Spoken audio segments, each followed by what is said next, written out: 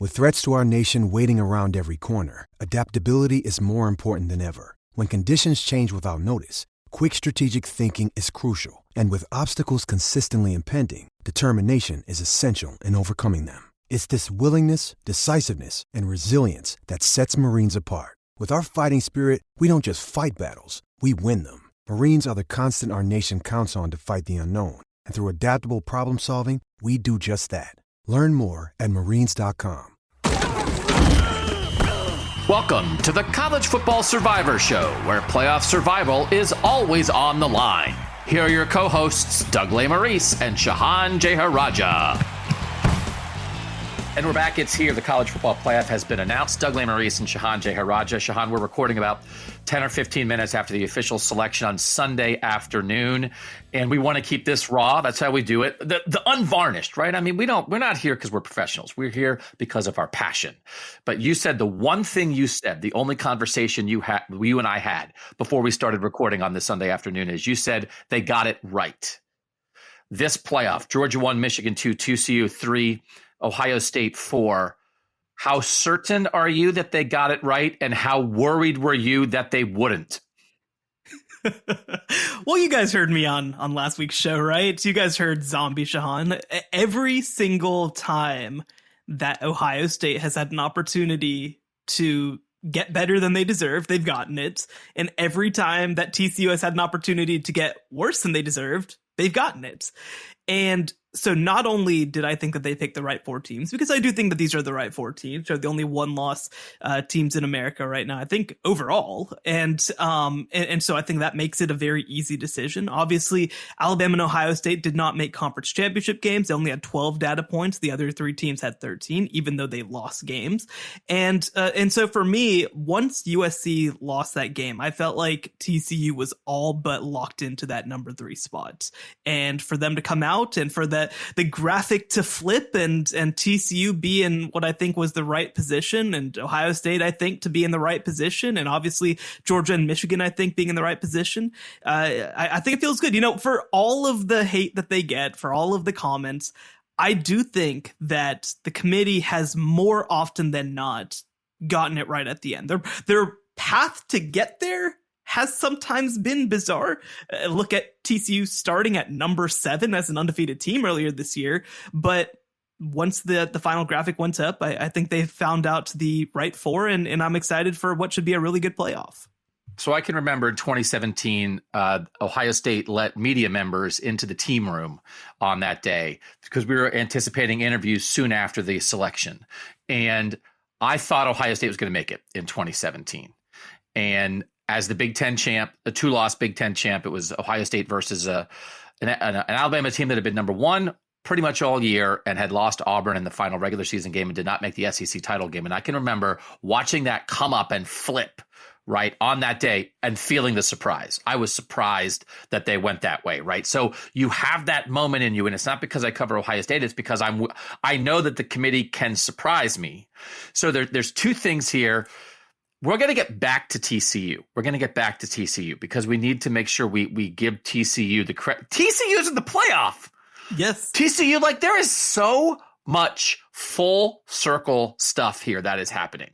One is I think there's some full circle stuff that I have often talked about. The last time there was a gigantic, 2016 Ohio State Michigan was big, but the biggest Ohio State Michigan game ever, 2006 1 versus 2. The Big Ten is on top. Ohio State wins that game. They're both very competitive. Ohio State goes and loses to an SEC team in the national championship game, and thus begins the rise of the SEC and the fading of the Big Ten. I feel like this is circling back a little bit. For the Big Ten to get 2 teams in is a really big deal. So I think there's a little bit full circle to 2006, which we can talk about for the next month. The idea that the very first playoff was TCU being the 3 seed in the penultimate rankings and then winning its last game in the regular season and then not making it, we are now back full circle. That this is TCU, Shehan. This could be Texas Tech. This could be Oklahoma State. This could be Kansas State. The sort of underdog Big 12 team, right? That fights and fights all year. Fights. That's great. But that it's TCU is better. But we got to say that. We got to save the full circle because we have to talk about the Nick Saban media parade of like Nick Saban is like, hey, it's like Nick Saban. He comes out, right? He's like ready to roll in two situations. One is Aflac commercial. You got a duck? You want me to talk to a duck for money? Let's do it. I will do anything. You want me to ride the duck? You want me to wear the duck as a hat? And that's fine. I would do anything for a commercial too if they gave me money.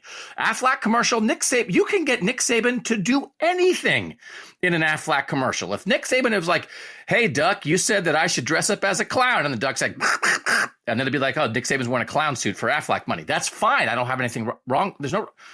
You would do it. Would you do anything for Aflac money? Aflac, throw some Aflac money at Shehan. He'll do literally anything, just like the greatest college football coach of all time will do literally anything. Would you do anything for Aflac money?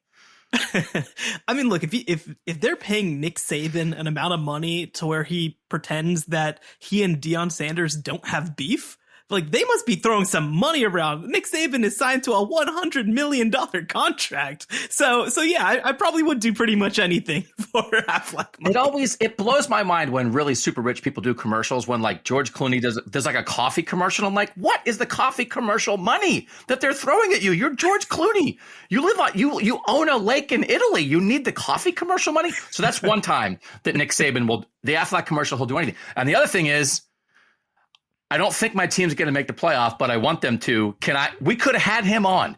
If we had a show on Saturday night, Shehan, I think we could have had Nick Saban on the College Football Survivor Show because he'll talk to anybody. But this debate, I'm going to put it in air quotes. This is the air quotiest air quotes you ever air quoted in your life. The air quotes debate about Alabama making the playoff this year, I think existed only in the PR campaign of Nick Saban and anybody who was willing to give him the opportunity to present that PR campaign.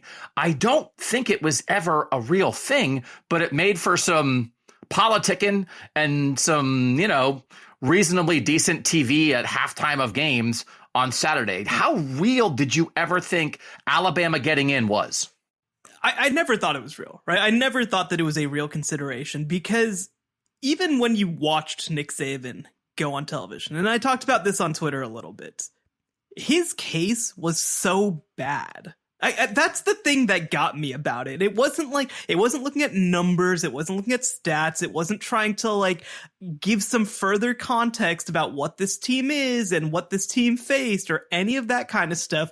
It was literally what Twitter bots tweet at me all day, right? That Alabama would be favored, and by Twitter bots I mean, of course, Ari Wasserman, but I think that it's the worst case because he basically went on TV and was like, well, we'd be Vegas favorites. Well, hey, Nick Saban, you played 5 games against teams with a winning record in the Power 5, and you went 1-4 against the spread and were outscored by 49 points against the spread. So maybe Vegas just likes taking our money because we think that Alabama's probably good, right?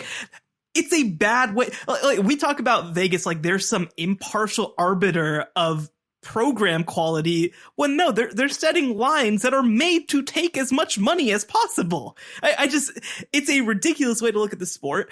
And also, by the way, again, Alabama's best win was a 1-point miracle win against Texas by 1 point. And that was their best win. That was their best win of the entire year. They played 2 teams ranked in the top 15 and lost both of them. So the case was never there. And the fact that for Nick Saban, I mean, look, I get it. You're Alabama, you want to make your case, but it feels like a situation where Alabama just kind of should just hold the L and move on with their day, right? In 2019, they never tried to make the case that oh, well, even though we lost to LSU, who by the way is maybe the greatest team of all time, that actually means that we should be in anyway because we lost to LSU and that's not that bad, right? They never did that. They were just all right, look, it didn't happen this year. We're going to move on with our day and prepare for next year and be even better. And it blows my mind that was not a consideration for the greatest coach of all time, but just look at next year and try to be a better football team. Well, I do think I'd never have a problem with anybody making the case for their own situation, because if you're not going to look out for number one, nobody else is going to either. So he has 105 guys on that team who have been sacrificing their brains and bodies for months, and he wants the best possible outcome for them. But it's like spin room stuff after a debate, like a political debate. It's spin room. And so the thing that I don't like is you got to go into the spin room like understanding that it's the spin room. And so some of the stuff, and I get it, it's all a TV show, but like presenting it, anybody who took in the thing, anybody in and fans can be fans. Fans can be fans. There are some fans. We're not going to act like Alabama fans can be the only jackhole fans in the world. Every fan base has individuals who are capable of being jackholes. But the Alabama jackholes came out on Saturday night on Twitter and were jackholing all over the place. And again, that is not a broad brush of the, any large swath of Alabama fans. We understand that. But if you took in what was politicking, which is fine, but if you as an unbiased arbiter of college football took in the politicking and went, I don't know, I think he has a case, hang it up, man. Like, what are you doing? Like, that's the thing what world are you living in? Because if in that world, then it's like, well, let's just reserve a spot in the playoff for the team with the highest recruiting ranking. Let's just reserve that spot. What are we doing? It's not. And even the idea, and they started, and I do think there are things when Reese Davis on the ESPN show is tasked with being the first media member to interrogate Boo Corrigan each week before they have a conference call for the rest of the media, because ESPN pays for that right. And I do think Reese Davis does a good job of interrogating him, considering it's like we're paying. He does not softball it, and he comes at it from every angle. And he often asks questions that I completely disagree with the premise of the question.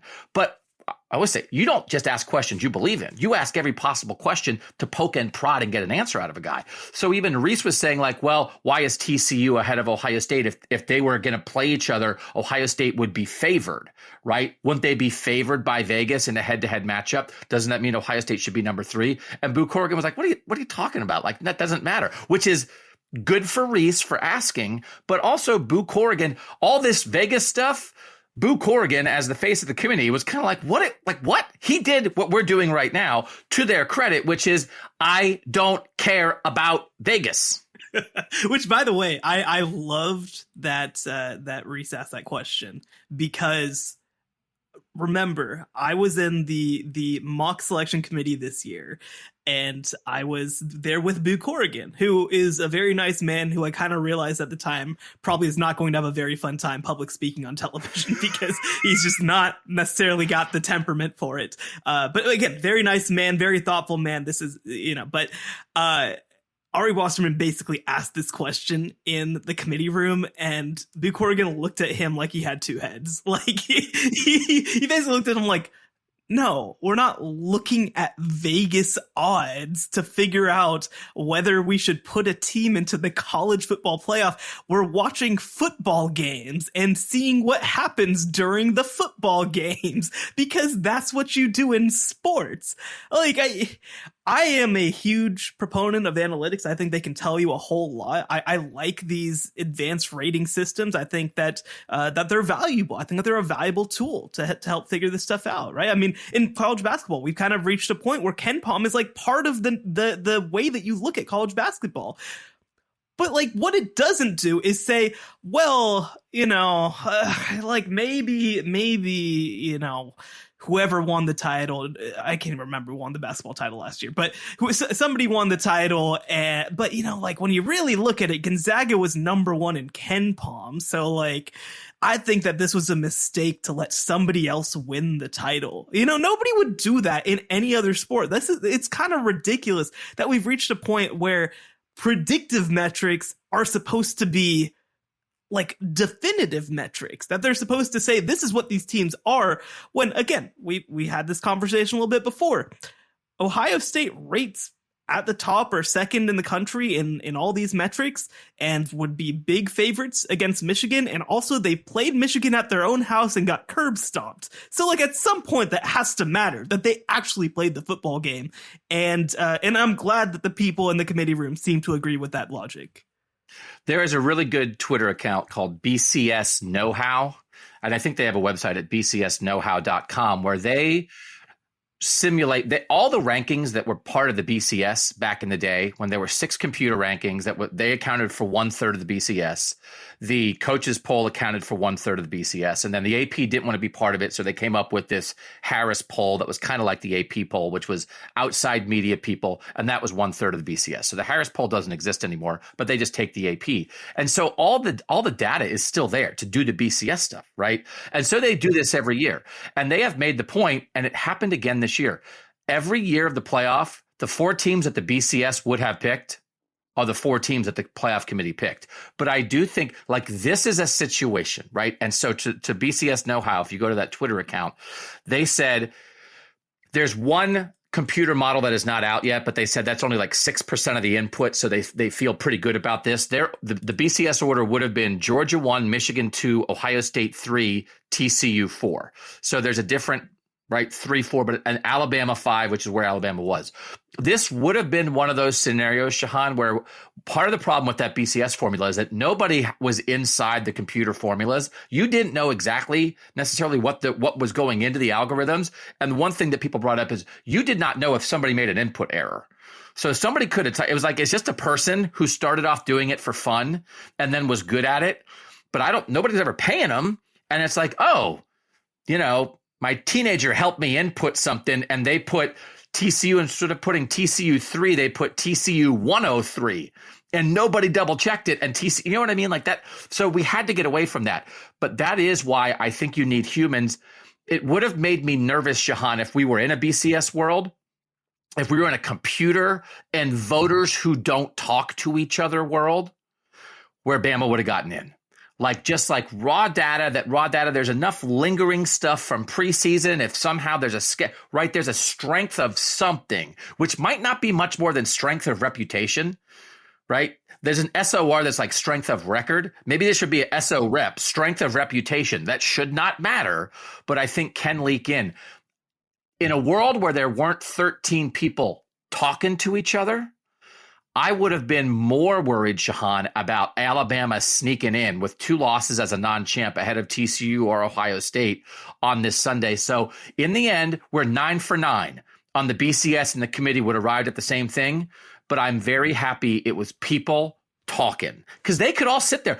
And I think most people know by now, on selection weekend, they come early and they watch all the conference championship games together. And then they talk, then they watch, and they talked, and they watched, and they talked, and they talked, and they talked, and they decide. So guess what they watch together? They watch Nick Saban politicking together. And they could look at each other and be like, yeah, this guy. We love this guy. You ever see those duck commercials? He's so good in those. But we're not listening to him here. But I do think we needed people here because I would have had a knot in my stomach of, is there a backdoor way for Bama? Because the numbers would reflect that. And there's another point I want to make. But I was happy. I'm pro people generally, people versus robots, people versus algorithms. And listen, honestly, I don't like people that much. I'm just that anti-robots. So this was a good people day. Even though we got to the same place, I'm glad it was those 13 people. Yeah, I watched, I know it took me a while. I watched The Matrix this past summer for the first time. And now I will say it did make me laugh a little bit that at the end, they're just kind of like, all right, we made some giant philosophical case. Let's just give Keanu Reeves guns now. And that's just how the movie ends. That made me chuckle a little bit. I still haven't seen it. Now you ruined it for me. I still haven't seen it. You haven't seen The Matrix? Don't they wear long coats and sunglasses? That's part of it, right? It is part of it. It is part of it. But I do like Lawrence Fishburne. I like Lawrence Fishburne. I'm not huge on Keanu. Yeah. All right. I'll watch it. Yeah. You should watch it. I just assumed. I mean, you would have been up and active during that period. I had to go back because I was a kid then, but okay. That's interesting. But anyway, point is, when we trusted the robots, it didn't go so hot. And I think that ultimately there are things that I will never fully love about this process, right? I think that part of it is just ultimately the people in the room and trying to pick the right collection of people to be in that room. But in terms of the actual process of deciding, I mean, this is how I think it should work, right? You have people who have been around football, you have people who watch games, you have people who have access to data, but no one of those factors takes precedence over the other. All of them are taken under consideration. I think that's how it should be. I have data people who I respect a lot who say, no, data should be an even bigger part of this process. And I understand their perspective. And I have other people who say, well, look, I saw that player run fast and this guy block hard, and therefore we should ignore what happened on the football field. And I don't agree with that either, right? So I think the fact that we've reached sort of a happy medium between all those things is ultimately a good place to be at. Now, I will say too, I'm excited for a level of objectivity of, hey, you won your conference. That matters. I think that taking that and throwing it into the process is only going to make everything better from a selection criteria perspective. But I think, again, there's always going to be a little part of me that's zombified because of 2014, but I do think that that we have seen this process continue to get better and more transparent and more understandable as now we go through this is the 9th version, right, of the playoff, and I think generally speaking, out of the 36 teams that they've chosen for this, more than 30 I've had zero issue with, right? And then there's maybe a couple at the end that you can quibble with, but that's a pretty good place to be versus, how bad this potentially could have been. So this is your zombie shot, right? Don't they do? I don't watch The Walking Dead either, but isn't there a shot to unzombie somebody? There's probably a shot, really? Right? Oh, that's crazy. Just a shot. Like, if this guy's a zombie. Hey, this guy's a zombie. It's like, oh, get the zombie shot. I don't know. I don't know. I'm sure the scientists are working on an anti-zombie shot. Is it like a gun shot, or is it like a vaccine shot, or is it like a drink shot? Oh, no, that'd be better if it was a drink shot. Oh, no, my daughter hates shots. So now I'm going to say, oh, I wish my daughter, instead of taking shots, could just take a shot. Like, hey, 15-year-old, I know you don't like needles. Here's a shot glass. Drink this. See, when you said that, I was like, wait, your daughter hates shots? I don't think she's 21, is it? Do you just take shots at home? I'm a terrible parent. I'm a terrible parent. No, I'm not feeding alcohol to my teenagers. They don't like needles, though. Okay, so let's finish this. Because number 5 matters. Alabama's number 5. Alabama, in the end, had opportunities in its hands to not be number 5.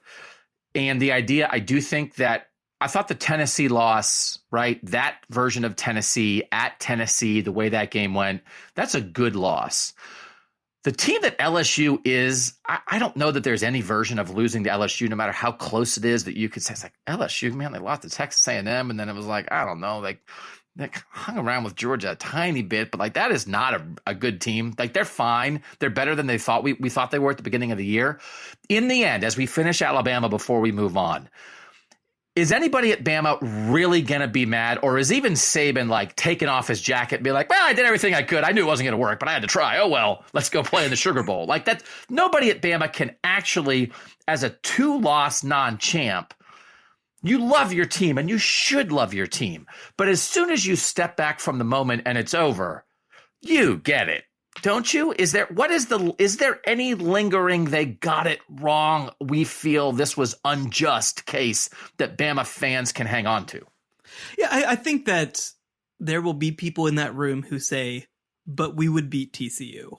And obviously that's not really based on anything other than assuming what TCU is and what you are, right? Like it's probably not actually valid, but there will be people who will say that, but I don't think there's anybody who can look at the process and look at how teams are selected for the college football playoff and say, based on the criteria they set forth, it would make more sense for us to be in the playoff than Ohio State or TCU. I don't think that anybody in the room can seriously believe that, even if they think that they are a better team or could win the national title or could beat Texas by 2 points. All right, quick break on the College Football Survivor Show. When we come back, avoiding an Ohio State-Michigan rematch, what we think of that. We got to give more credit to TCU and what we think about this team. We have to talk about other teams that blew other opportunities to make Sunday much more interesting. And I do want to talk about a little bit of what a 12-team playoff would have looked like this year. We'll do it next after this.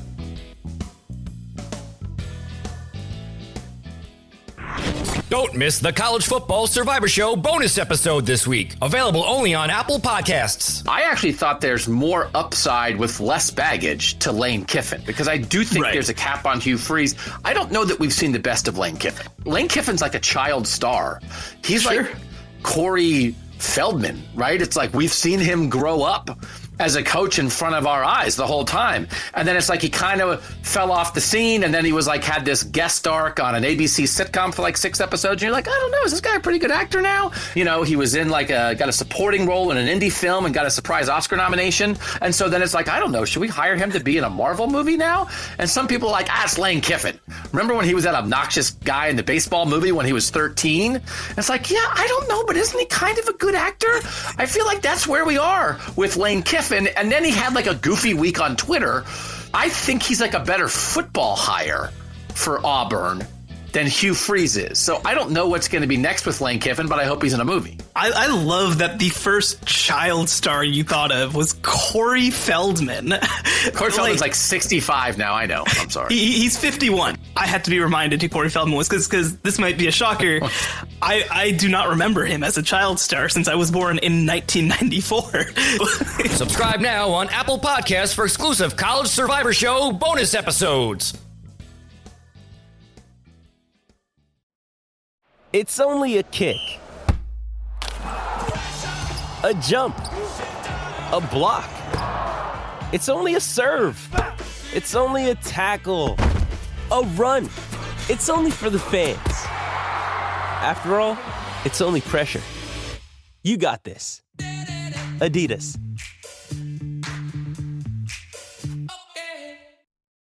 All right, Doug and Shehan back.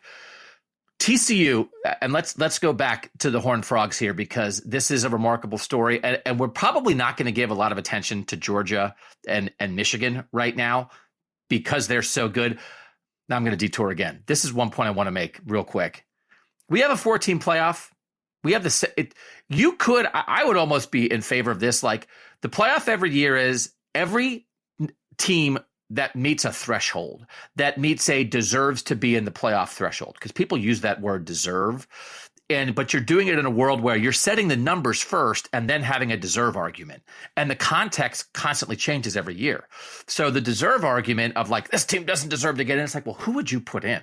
There might not be 4, quote, deserving teams this year. And the deserve argument is mostly made by middle-aged men about 20-year-old football players and how disgusted they are. I can't believe I have to watch this team that doesn't deserve. It's like, just be quiet. I don't like your opinion is tired and it's irrelevant, and like, have a more nuanced discussion of this. But Shehan, as long as we're in a world where the number of teams is set, you know what? Like the way TCU ended, right? This would have been a 2-team year. If this was it, and it's like, oh, what's the playoff? It's like, it's Georgia versus Michigan in the national title game. Who would argue that? TCU, you had your chance. You lost your conference title game. Yes, right. You earned the right to lose that game, but so did Georgia and Michigan, and they won theirs. All right, Ohio State, you lost to Michigan. I don't know what to tell you. Like this probably, there's a line. We're all drawing a line after 2 teams this year. You could go 2. There are times when 6 teams deserve to get in, or 5, and now you're leaving out a, quote, deserving team. Probably the line of like truly whatever deserving means might be cut off after TCU this year, right? I mean, Ohio State, it's hard, right? But that's not how we do it. So what, like an amorphous, hey, the playoff is everybody who crosses this threshold. And whether that's a numerical algorithm of like everybody that's over 100 in the ratings, sometimes it's 2. Now it's got to be at least 2. If there's only one team that's over 100, there's no playoff. They're the national champ. Sorry, TV. I'm sure TV would be fine with that, right?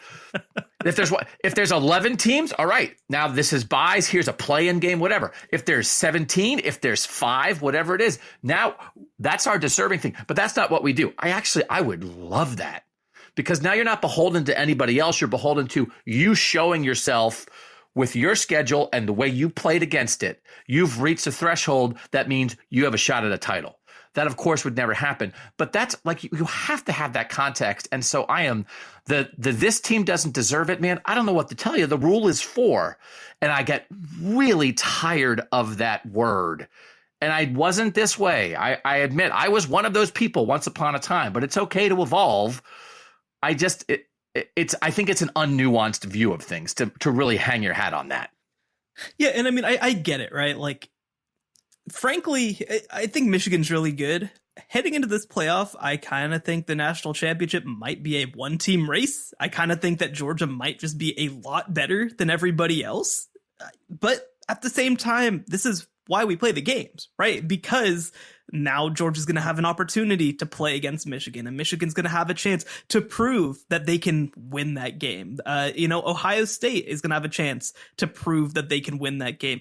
Honestly, I'm very excited for this TCU versus Michigan game. I think that this could actually be a really competitive game. A lot of people just think, oh, well, TCU's just like worse Ohio State, but like they're not. They just played one of the most physical teams in America yesterday in Kansas State, and they held up physically. That was not the issue, right? So like, I just think that we have these ideas of what teams are and kind of have a finite view of it and have this idea that there's this objectivity to deserving versus non-deserving versus whatever else. The point isn't to find exactly the line for where the deserving teams are or exactly the line for where teams that can win the national championship are. It's to find the 4 most deserving teams that we can get into the field. And again, like there have been years, like you said, this year, if you had to, I don't think anybody would lose their minds about it, right? Because I think that there are 2 teams that won their conferences that are legitimate national titles contenders.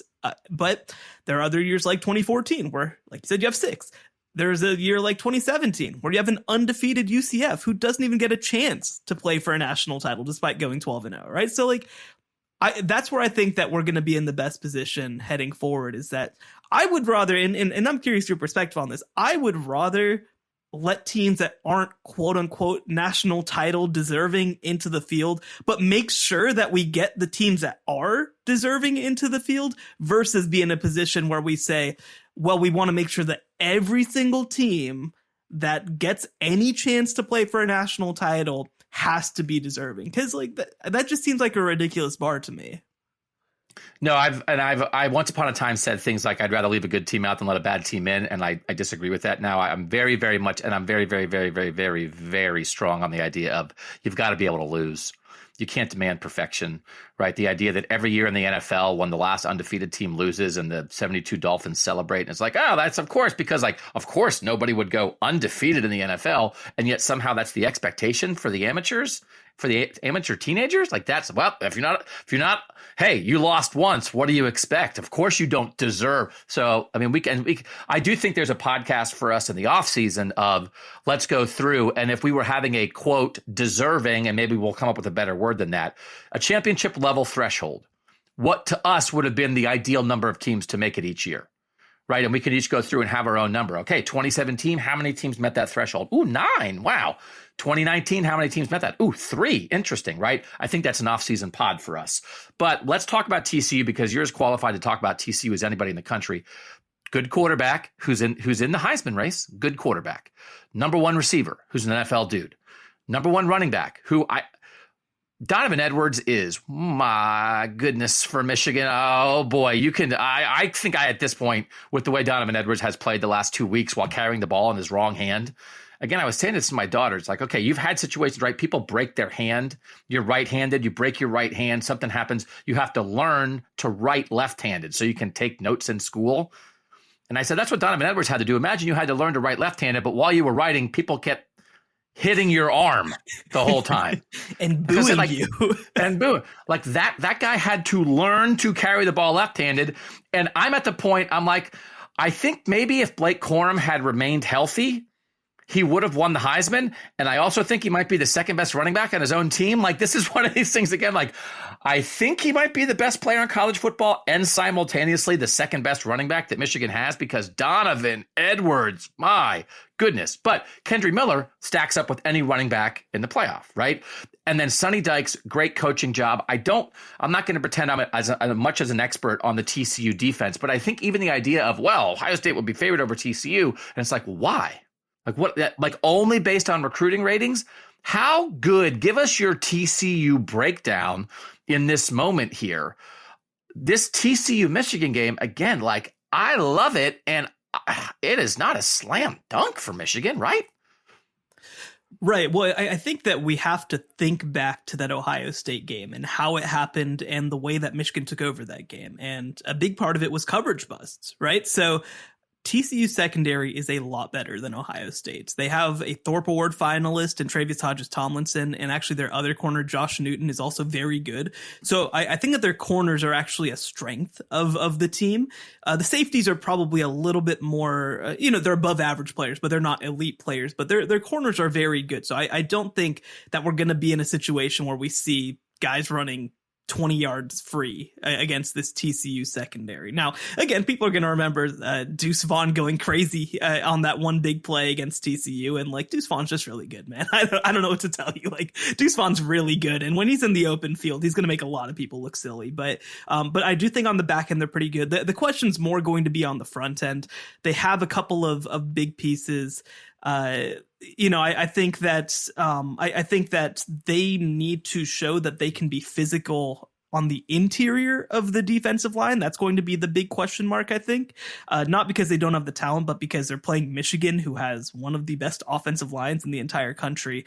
And, linebacker, they're pretty good. They have a linebacker, Johnny Hodges, who didn't play yesterday, and I think that was a big part of also their struggles as well. So he's actually a little bit more of a Big Ten style linebacker, a physical guy. He transferred from Navy, but not necessarily the fastest guy, but maybe that's a better thing, to be big and physical over kind of a speed defense type player playing against a Michigan team. So I think they stack up pretty well. Again, look, Michigan's really good, and they're gonna get their rushing yards. They just are, right? I mean, regardless of who's carrying the ball, their offensive line is going to give them a chance. And also, we saw JJ McCarthy have some big plays. But by the way, I also think that TCU can kind of do what Purdue did yesterday, but like better, right? I mean, because Purdue stuck around in that game. If they convert red zone trips into touchdowns instead of field goals, like they could have won that game. Michigan did not run away with that game whatsoever. This was not a 2021 42-3 against Iowa. It was nothing like that.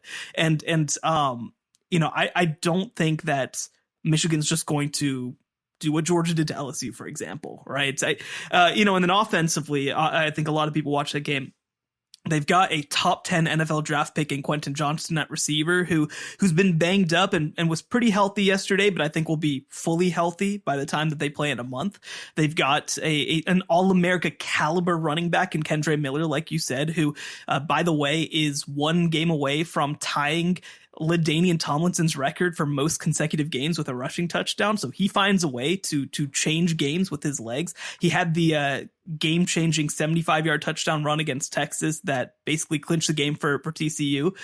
And obviously they've got a quarterback who, look, Max Duggan is not a perfect football player. He is not Caleb Williams from a talent perspective. He's not CJ Stroud from a talent perspective, but he is a gamer. He is just one of those guys who knows where he needs to be, knows where the ball needs to be, knows how to make the right decision, and he is a really dangerous player with his legs. I would expect that to be a huge part of the game plan whenever TCU plays against Michigan, to get him on the outside, to get the Michigan defense moving side to side. I don't think that TCU is just going to say, we're going to try to run it up the middle and cause issues, right? I think that TCU is going to try to attack Michigan's defense in a lot of different directions. And again, people will watch that game against Kansas State yesterday and say, well, TCU's offense had lulls. I mean, Kansas State is also really good defensively. They've got a potential first-round defensive end in Felix Anudike-Uzomah. So I mean, I would say that Michigan should be favored in this game. They have the much lower variance strategy to kind of just run over the top of TCU, but TCU can absolutely compete in this game. I think this is one of the better matchups that, obviously Oklahoma is the only other Big 12 team that has been in the college football playoff to this point. I think this is as favorable a matchup as the Big 12 has ever gotten heading into the playoff. Again, Michigan's a favorite, but TCU will have a chance. So the early lines are out. I'm going to make you guess them in a second. Don't look anything up. I do think a version of, when you look at Purdue, Michigan, Purdue actually outgained Michigan in that game, which is misleading, but it was 456 to 386 in yards. And again, Purdue was in it until Michigan put it away in the fourth quarter. They were in it. I do think when you look at Aiden O'Connell at quarterback, Devin Mockabee at running back, and Charlie Jones at receiver for Purdue. And again, O'Connell did his thing. He threw for more than 300 yards. Mockabee was 17 carries for 71. And Charlie Jones, who's probably the second best receiver in the Big Ten this year, 13 receptions for 162. They really fed him. But Max Duggan, Kendre Miller, Quentin Johnston, I think is a next level up version of a top 3 compared to Purdue. And those three offensive guys for Purdue help Purdue stay in that game. So now this is a better version of that with a better defense, right? With a better depth of talent. And Michigan did not destroy that. So I do think that, like, I don't know. I don't want to just, and they play differently. We understand that. But like Purdue is like, TCU is like turbocharged Purdue. I don't think is a terrible analysis. And the real Purdue hung around for a little bit. So let's quickly do a little bit Georgia, Ohio State analysis, because obviously I'm around this Ohio State team. This is the matchup I think that a lot of people in the country wanted last year. That we're getting it now is very interesting. And I do think it's one of those of Georgia, and you and I have like debated this and we've talked about this. We kind of were, early in the year, we did a pod about, is Georgia better than last year? Then Georgia had a couple bumps and it's like, okay, are they better than last year? I don't like their backfield. They replaced those guys, but I think last year's backfield is probably better. I think like Brock Bowers is 1 year older and Ladd McConkey's a real dude, but I think the receivers are maybe similar. I think the defense is whatever 10%, 15% of a step down from a defense that just shoved its whole defense into the NFL from a year ago. So I do think the baseline analysis of Georgia in the end is probably not quite as good as last year's team. And Ohio State's better than last year's Ohio State because their defense got better. And CJ Stroud's a year older. And even though they don't have Chris Olave and Garrett Wilson, their receivers, and we do not know what's going to happen with Jackson Smith and Jigba. He basically lost the whole season, but the idea of now you got 3.5 weeks, like, can he be back? I don't know. My guess at the moment is the answer is not no. He's not going to play. I don't think it's that. I definitely think it's not a yes. And I think it's a maybe that, I don't know, pure speculation. Maybe it's a maybe that leans toward no, then closer to yes, but it's still a maybe. So that is a thing that we don't know about. Ohio State's run game will be healthier because they've had Mayan Williams and Travion Henderson who have battled injuries all year. They're not as serious as the Jackson Smith and Jigba injury, but they certainly worked themselves. Against Michigan, Mayan Williams was clearly limited. They tried to play, but he wasn't himself, and Travion Henderson couldn't play. They wound up playing a guy that they brought as a linebacker to be the running back. So that will be better for Ohio State. And everybody's going to be a little bit healthier. But Ohio State, there's some things offensively where, you wonder. And then I do think, right, the internal part of it, Shehan, like they didn't play their best against Michigan. Well, we always talk about this. We talk about Angry Bama. Angry Bama was my thing in 2020, right? They don't make the playoff for the first time in 2019. And all year they're like, oh, ho, ho, ho. And you have an overdog, the ultimate overdog that you turn into an underdog. Guess what? When Bama got in 17, after being number one all year, they lose. They don't know if they're going to get in. They get in, they win the national championship. Ohio State, they have the Virginia Tech loss in 2014. They're doubted all year. They get in, they win the national championship. These overdogs who actually have factual basis to be an underdog, because they try to fake be underdogs all the time. But it's like Ohio State, it's like, oh yeah, you lost to Michigan. Everybody was like, well, that's it for your program. Set it on fire. You're out of the playoff. It's like, oh no, you're back. Like, motivational stuff matters. And they're going to have the motivational stuff where Georgia's like, hey, Georgia, you're awesome. Good luck trying to meet the status quo. What, like, you know what I mean? Like, I'm not saying that means Ohio State is going to beat Georgia, but I don't know. This is about the biggest, like, rising up back from the dead kind of thing. Who's the wrestler? My God, that wrestler's meme. The Undertaker. It's the Undertaker. Can we get another meme? That's like the only one I know. I don't know any of the others. I know like John Cena, the Undertaker, that's Hulk Hogan. I don't know. Like Hulk Hogan. That's where Iron we're at. Sheik. I was really into the Iron Sheik. I can remember like Sergeant Slaughter. Oh, I was really into Sergeant Slaughter. Everybody was. And then like I got to know James Laurinaitis, obviously, when he played at Ohio State. And I've continued to know James, and he's a really good guy. And his dad obviously was a professional wrestler. And when James was a player, I did a story one time about him. I went to his family's house in Minnesota and hung out. And he was like, oh yeah, Sergeant Slaughter like used to come over for Thanksgiving. And I was like, what? Sergeant Slaughter came over for like, what a life. Sergeant Slaughter. So anyway, that world of like you're the back from the dead team that everybody thought was done, I mean, is a thing. And then also you're talented. Overdogs as underdogs is like a real thing. So Ohio State's going to get to play that. And then again, Georgia's secondary, I think, is pretty darn good. There's some real dudes in that secondary, right? So Ohio State, I do think, is going to have to throw to win. I do think there are some similarities maybe between Michigan and Georgia, but you take away all the stuff whatever, like, and even Ryan Day, the way has been talking a little bit of like, we were tight, we played tight, that I think they, in the end, they did not. And I thought it when that game ended, that they didn't handle the intangibles of trying to get revenge on Michigan. I thought they did not handle it as well as you maybe thought they would. So now you've taken all those negative intangibles away, and you're applying only positive intangibles because you have an opportunity you never thought you were going to have. Meanwhile, Georgia's trying to defend something, and defending's harder than getting because there's just a different motivation there. Georgia's the best team in college football, and maybe Shehan is about to embark on a dynasty. We've talked about that, right? Might be early Saban, what Kirby's doing right now. But interesting matchup, and I think Ohio State has a chance, right? They definitely have a chance.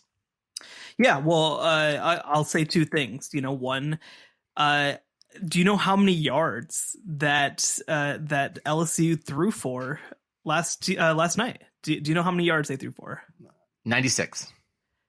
502 yards. Oh my, that's a lot. Oh, they threw for 502 yards and outgained Georgia. Now I will mention Georgia went up 35-7. So like the game was kind of over in the first half, right? Like, so I will say that. But 500 yards is 500 yards, and LSU ain't walking Marvin Harrison Jr. through the door, right? Like, Kayshon Boutte is an NFL receiver, but, I think that he's been a little underwhelming. And so, I think that this Georgia team is still very good defensively.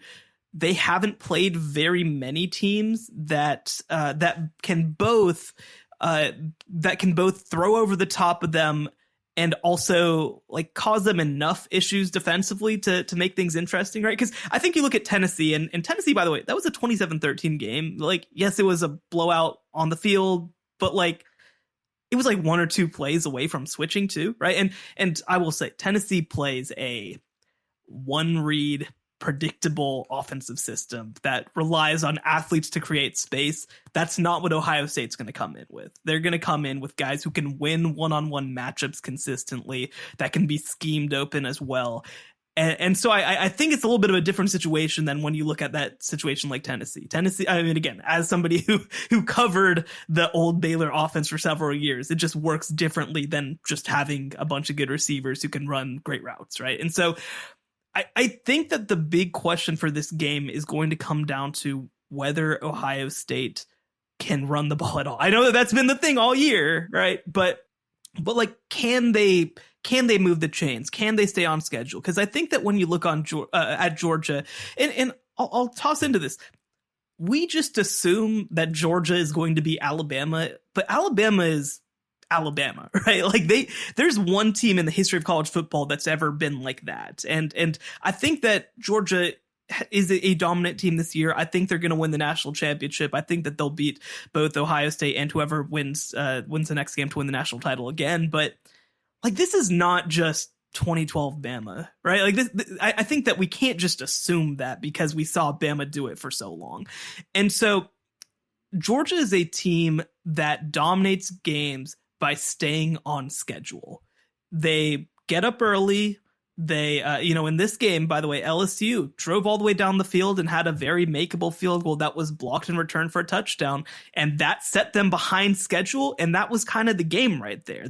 Georgia went on and pulled away from there. So I think that's going to be the big question. Can Ohio State jump out early, get Georgia off schedule, and also just find ways to control the ball physically? Can they compete with Georgia's front? Certainly, I think that we'd hope that Travion Henderson is able to come back and add a little bit of a dynamic component in the run game. Obviously, he didn't play against Michigan. I think that would be a pretty significant addition. But this Georgia team, again, I think is the best in the country. But I'm trying to think, this is the worst, quote unquote, best team in the country since. We're constantly on the search for super teams now because the world has done that to us. But you think about Georgia last year with a defense that's as good as we had seen, right? You think about Angry Bama in 2020. 9 first-round picks or whatever. That Bama team that is just stacked in 2020. Right. You think about, obviously, the LSU talent in 2019. I guess it's 2018 with Clemson, where you win a national championship with a true freshman quarterback, I guess. But certainly we're now on the search for super teams. But like, remember that defensive line too, right? Like that was 4 or 3 first-round picks in on that defensive line. And like, yeah, I think that they're probably the closest. But I mean, that's where we're at, right? It's saying like, well, maybe it's the worst since Trevor Lawrence, right? Like that's where we're at. And I think even you look back at some of the teams before that, right? Like the Alabama Georgia 2017 game would probably be the last like not complete super team game. Like this is probably the quote unquote worst super team in 4 or 5 years. And that makes them, I think, beatable. They're the favorites. They're the favorites to win the title. They should be. But I mean, I would not look at what Georgia has done all season and say they're obviously going to run through everybody else, because this is the same Georgia team that needed a comeback against Missouri. This is the same Georgia team that kind of only put Tennessee away because Tennessee couldn't hit a big play. This was the same Georgia team that allowed LSU to throw for 500 yards, which with much worse players than really are playing in this playoff, that played Kentucky to only 16-6, that let Georgia Tech hang around at halftime, right? So this is the best team in the country, but they are not infallible. And I think that makes this one of the most intriguing playoffs in a while. When we come back, we'll talk about the betting lines for this game. We'll talk about the teams that are kicking themselves about not making the playoff. We'll do a little bit on the 12-teamer next. The College Football Survivor Show, where playoff survival is always on the line. All right, I'll make you guess. I hope you haven't looked. What do you guess the line for Georgia Ohio State is? I'm going to guess something like Georgia -4. So I've seen it at 6.5 and I've seen it at 7. So my instinct on that game is Ohio State with the points. What's your instinct at first blush? I think that I would for sure take the points on 7. I think it's going to be about a 7-point game. So I think that's about right. So I would lean towards taking the points, though. What do you think the betting line is in the Fiesta Bowl for TCU Michigan? I'm sure it's huge. I'm going to guess like 11. 9.5 or so. So I'm inclined to take TCU and the points there at first blush as well. I think so too. So those realities, we only have like another 3 weeks to get into all this stuff, and we certainly will. The idea that Boo Corrigan said they did not discuss, it did not come up, avoiding an Ohio State-Michigan rematch in a semifinal. It would have come up in my head if I was one of the 13 people. And like, I do think there's enough similarities to a year ago with Alabama-Georgia, but last year with Alabama-Georgia, and not wanting to have them face off again in a semifinal, Alabama beats Georgia. Like, Alabama's got to be 1 because now you're out of undefeated teams. And then Georgia's not going to be 4 because Cincinnati was going to be 4 no matter what. So like, you wound up with Georgia was 3, Michigan was 2. It didn't matter who 2 and 3 was, but there weren't a lot of mental gymnastics to avoid an Alabama-Georgia rematch in a semifinal last year because it was obvious. I think this is kind of obvious. I do think TCU should be ahead of Ohio State. But if I was in the room, I would have said, hey, by the way, everybody, unless you have an incredibly powerful, no doubt about it reason why Ohio State should be ahead of TCU, let's not have them play in a semifinal because, like, duh. So the idea of like, even on the ESPN show, they were like, they shouldn't think about that. It should only, yes, of course you should think about it. Like live in the world. Right? I don't think that would have been the best thing. I don't think. Now, if you get a national title game, okay, let's go. Two Big Ten teams playing for the national title in Big Ten country. There's something that just feels natural about that, right? It's a joke about LA being Big Ten country. But I think you should have thought about it. So in the end, right, do you think anybody wanted Ohio State, Michigan in a semifinal? I certainly did not. I don't think so. And I do believe Boo Corrigan that 1, it was either not brought up, or 2, if it was brought up, it was kind of shied away. I mean, sitting in that room on the mock committee, like Bill Hancock and Boo Corrigan were perfectly happy to say, like, this is irrelevant. Don't talk about it, basically.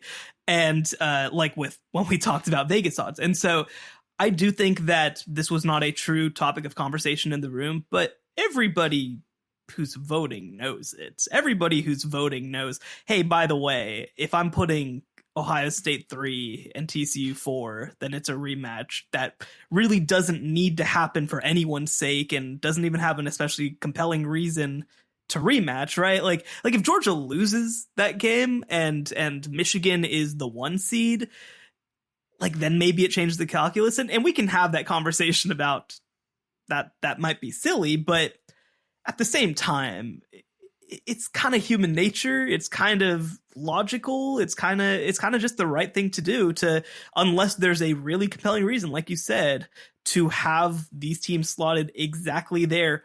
The seeding doesn't matter all that much. Yeah, it's just it's just jerseys. Unless you're trying to avoid a game you don't want to play at this point. So this idea of who else could have been here, this was a topic on Saturday night when people saw the way Clemson played once DJ Uiagalelei got benched and Cade Klubnik came in for Clemson and helped lead Clemson past North Carolina. Because Clemson had absorbed a second loss to South Carolina in the last game of the regular season, on the list, there was a huge thing, right, of Ohio State fans thanking Kyle Whittingham for beating USC and getting Ohio State in the playoff. I think Shane Beamer maybe should even be ahead of Kyle Whittingham, because Shane Beamer in South Carolina He did it twice. Took out Tennessee and Clemson. And if that wouldn't have happened, I think one-loss Clemson as an ACC champ is ahead of Ohio State. And I think one-loss Tennessee as a non-champ might be ahead of Ohio State. He took out 2 teams for Ohio State. But the idea that Dabo did not get to Cade Klubnik sooner, a lot of people were saying that cost them a playoff spot. And then I saw you making very interesting arguments kind of pushing back against that idea. We talked about this from the jump. It's why I picked Clemson to make the playoff this year, because I thought the defense will be good. And I think they'll have 2 options for quarterback to be better. Either DJ will be better or he won't be, and they'll go to Cade Klubnik. And they wound up right in the middle. That DJ was better than last year, but he still wasn't good enough really for them to be the best of who they could be. And they didn't get to Cade Klubnik until it was too late. Did Dabo blow it? Did he blow it by not getting to a true freshman earlier in the year that would have allowed them? Maybe it doesn't beat Notre Dame, but then maybe it beats South Carolina, and Clemson's the number 4 seed right now. So couple things. First of all, I think that Cade Klubnik beats South Carolina. I do. The second thing, and I'm curious your thoughts on this, I don't think that Cade Klubnik makes any difference in the Notre Dame game. I think that was a total curb stomping, and that would have happened regardless. Would you agree with that? I think it's minimal, right? Maybe it's an extra touchdown, but I don't think it changes the fabric of how the game felt. I agree with that. Yeah, and so you're assuming a loss there.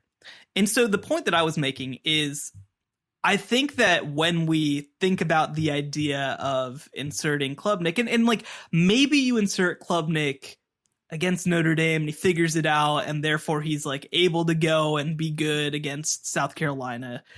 But you would have had to play it perfectly, in my mind, for this to make sense, because I think people are forgetting the first half of the season because DJ struggled in some big moments for Clemson down the stretch, because DJ was really good early in the season.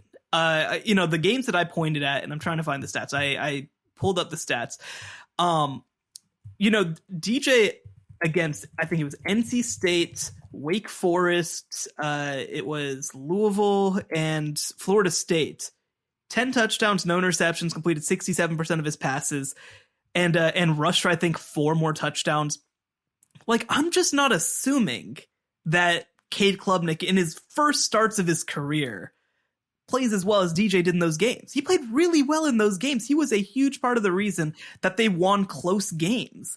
And so I think that, yes, the South Carolina game flips if Cade Klubnik's the starter, but they do not sweep those 4 games, in my mind, if Cade Klubnik is the starter, because those are some really good teams. I mean, remember that Wake Forest game? Remember how good DJ was in that game in overtime? I think it went to 3 overtimes and was 51-45. Toe for toe with Sam Hartman. Yep. Right. Cade Klubnik blinks at some point and they lose that game. They just do, right? That was one of the best quarterback battles of the entire season. Now, I also wasn't writing glowing pieces about DJ being all of a sudden a star now because he played well against Wake Forest's defense. But I think that we love to think of the idea of, well, in this one spot, things would have changed, and not think about all these other spots might have changed too. And for the worse, right. Right. And so if Dabo handles that situation, Trevor Lawrence perfectly, which he has done before, then maybe that happens. And maybe if the change happens at halftime of the South Carolina game or before the South Carolina game, then Clemson is able to thread a needle and make the playoff. But I think that we're assuming it as, oh, well, if Cade was starting, then Clemson would have simply gone 12-0. And I mean, Clemson did not beat most of its ACC competition convincingly. And so I just think that that's a silly way to think. This was not a no doubt about it playoff team undone only by quarterback play. Right. And the wide receiver play is not good. Their wide receivers might have fallen off more than their quarterbacks over the past couple of years. And I think that that's a huge part of their issues. And they're a really good defense, but they are not the killers that they were a couple years ago either. I don't know that is a catastrophic failure, but there was an opportunity, I think, as you put it, to thread the needle that they didn't do. And so is there a world where Clemson makes the playoff? Yeah, there is. Is it like how did they blow it? I don't think it's how did they blow it, but Dabo, who again, sometimes like we talk, I love the ruthlessness discussion of when you make a difficult decision that's best for the team. And it's no more exemplified than what Nick Saban did at halftime of a national championship game and won his team a national title. Like that idea, I think the idea of you do it at halftime of South Carolina, right? And like EJJ, we love you, but like, it's just not it, man.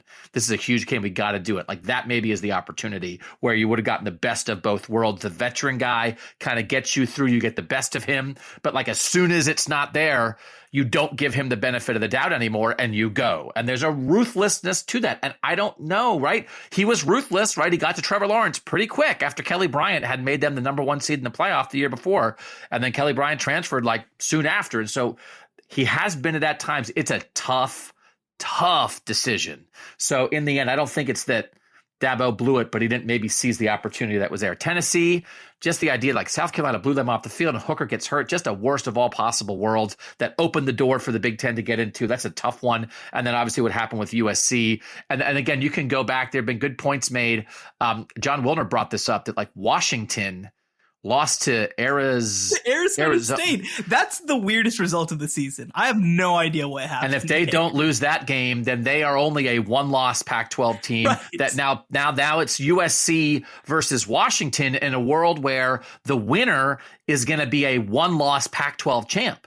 And that team is going to be in regardless. So like you can go through and say there's probably 5 or 6 things that happened for Ohio State, even before Ohio State knew that they needed the help, that got them to this point where they have a chance to get in as a 1-loss non-champ. But when you look around, they're the best option. They are. But there's about 5 or 6 other teams that with one more win would have been that best option. And then all the deserve gang, the deserve gang would have been like riding into town. Hey, it's the deserve gang. They're making sure that everybody in the playoff actually deserves to be there, or they're going to have a rootin' tootin' shootout at the town square. Like the deserve gang would have been all fired up and happy because that team would have deserved it. But those teams fell by the wayside along the way, which got us to this point. And I did find the stats. So in the 4 games, again, Wake Forest, NC State, Louisville, Florida State, 4 very good teams that beat a lot of good teams along the way.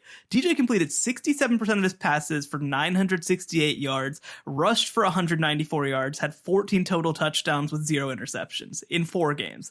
That's really good. That's really, really, really good. And the idea that a freshman would have been able to do that, no doubt about it. I mean, I just don't see that whatsoever. So we are going to be having a Heisman discussion on our Apple podcast show this week as the Apple show, because right now I'm a Heisman voter and I have no idea what I'm going to do. I literally have no idea. And I'm going to go back and I'm not going to have an idea until I reset myself, because I have to reset because nothing happened as you expected. Nobody stepped up and said, that's it. I'm claiming it and it makes it easy. And so I'm going to have to reset, and we're going to have that discussion. We do an extra show each week. It's a bonus episode for Apple Podcast subscribers, $2.99 a month, 75 cents an episode. You get those 4 episodes every month. All the way through this month of December, we're going to have the regular episode where we welcome all of you each week, and we're so happy to have you. But if you want a little bit more, that's where you get out in the Apple Podcast episode. Subscribe to us on Apple. Pay that $2.99 a month to get the extra show. 12-teamer, Shehan. I'm dumb, and I had not thought about this as much in the 12-team discussion, but the idea of all these underdog teams, and because we had not, I am going to have to go back and look. we have not had a rash of underdogs winning conference championship games in the playoff era. But the idea that Kansas State and Utah would be in the playoff right now, that like they weren't going to get wild card bids, but they would have won their way in. If you think right now what a 12, and again, the top 4 seeds have to be conference champs. So not only would Kansas State be in, Kansas State would get a bye. They'd be the 3 seed. This is what we'd be looking at right now. Pretty certainly, right? Georgia 1, Michigan 2, Kansas State 3, Clemson 4 as your top 4 seeds because they are conference champs. Then you'd be looking at 5-12, TCU Tulane, 6-11, Ohio State USC, 7-10, Alabama Penn State, 8-9, Tennessee Utah. That might adjust a little bit because we're doing this before they put out the final official top 25. That idea, right? It's good. It's great that Utah got a Rose Bowl berth and that Kansas State's going to get a New Year's Six Bowl because they won those games. But right?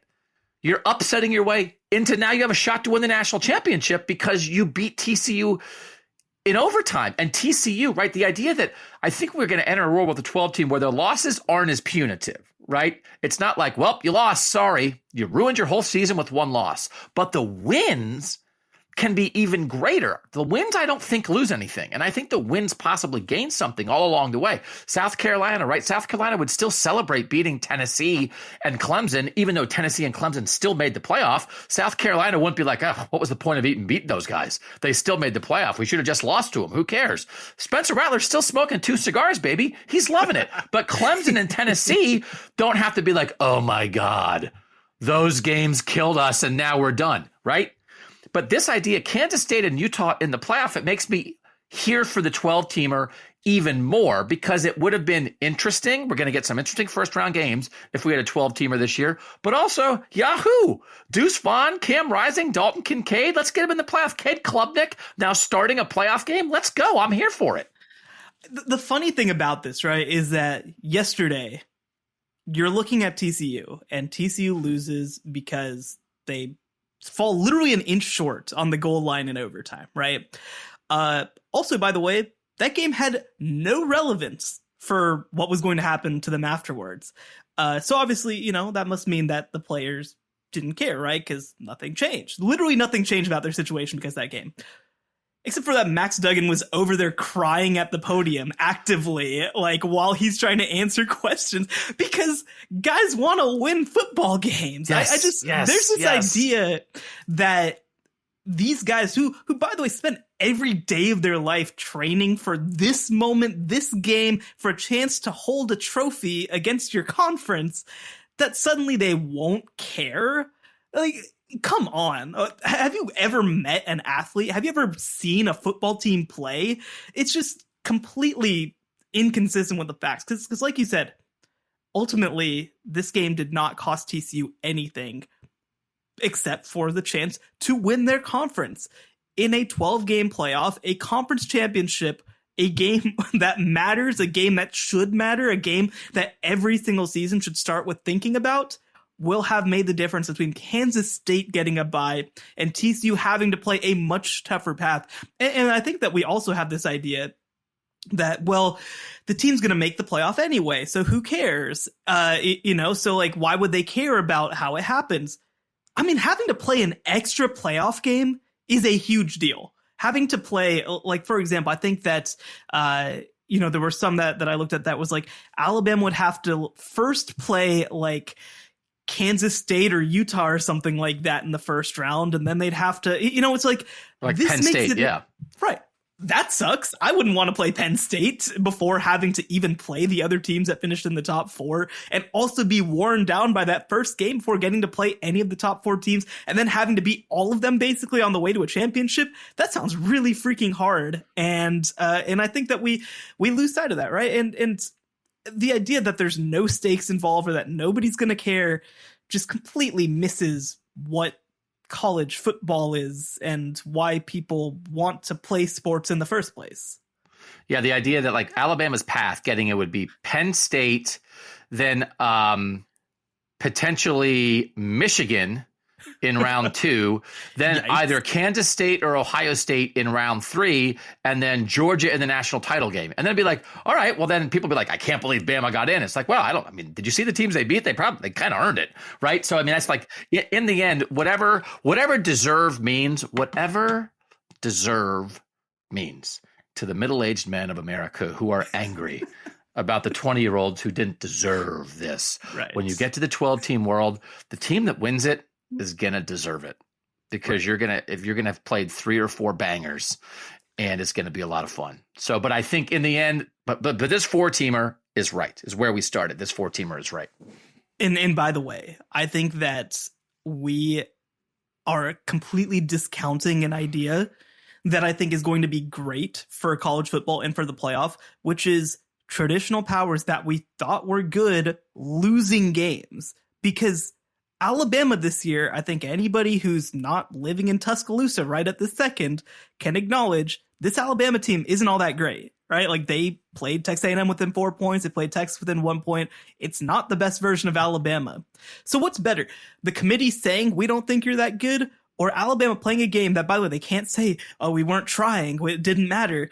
Alabama going and losing to Kansas State and getting knocked out of the playoff, right? Like, how crazy would that be? And how much would that change the way that we think about college football, right? Like, Ohio State right now, they get in as the 4 seed. They're going to play number 1 Georgia this year. And like, again, we had this conversation. I think that Ohio State can be competitive and maybe win that game. But also there's a scenario where Ohio State gets run off the field. And how much would that change the way that we look at not just Ohio State this year, but Ohio State in terms of, well, they have all those great players, but does it matter if you don't do it, right? I think that changes things completely. And there's also the opportunity for the Blue Bloods to do the opposite, which is all the times that people say, oh my God, like 6 SEC teams would win the Big 12. If Bama like backs in, right? Oh, this Bama team's not very good. And then Bama like rolls 4 top 6 teams on the way to the national title. It's like, oh yeah, no, oh, they were right. Like, right. So that, but you get your chance. You get your chance either way to prove it on the field. So this is the second last year of the 4-team playoff. Little consternation, but in the end, this is right. I think this is right. And we have one more year of this, and then we're going to get to 12 teams. So we have a lot coming. We'll have this Heisman conversation for Apple Podcast listeners. We're going to break down both semifinals.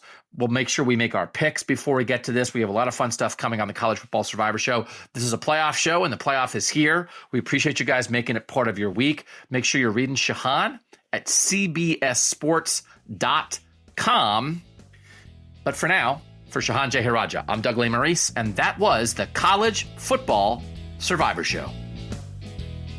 The College Football Survivor Show, where playoff survival is always on the line.